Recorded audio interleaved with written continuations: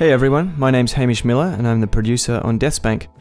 Right now we're going to take a look at co-op mode. This is DeathSpank and his sidekick Sparkles. A second player can join in at any time to help out DeathSpank in the action. Sparkles primarily is using a ranged attack in this section. He's great for standing back and picking off enemies, and also collecting all the loot that DeathSpank ends up leaving around the world. So these are a bunch of orcs we're fighting here, and one strategy is to sort of trap them in this bottleneck here, and they can stand back and both use ranged attacks. DeathSpank using ice bolts there, but also DeathSpank's great for running in and meleeing these guys. You'll find this is particularly effective against the shamans. We've got a couple of them here. These guys heal not only themselves, but they have a radial effect healing anybody around them, so it makes a lot of sense for DeathSpank to run in and take those guys out as soon as possible.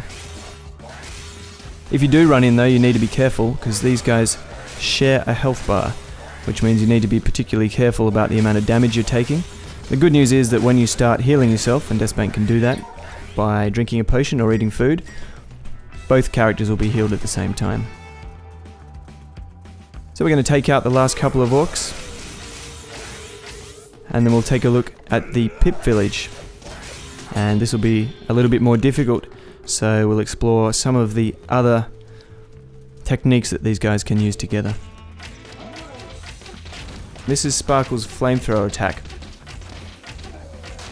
As a hint and tip, you might find it valuable for DeathSpank to hang back and use ranged attacks while Sparkles holds them at bay with the flames. And then we have DeathSpank's spinning sword attack and Sparkle's third ability, which is to heal DeathSpank.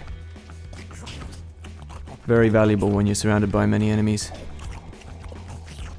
DeathSpank can throw up his shield and run through a whole bunch of enemies to try and escape damage, and Sparkles will just have to be careful because he doesn't have a shield of his own, and there's some pretty effective flamethrowing. I think that's a verb. We'll find a few more pips on the path down this way. Have to take care of them. Fortunately we're out of the thick of it, so these are some of the smaller guys. Great flamethrowing there again. Now this is Sparkle's fourth ability. He unleashes a mini version of himself, and then he'll stand around for a little bit, chase and explode after any enemy in sight.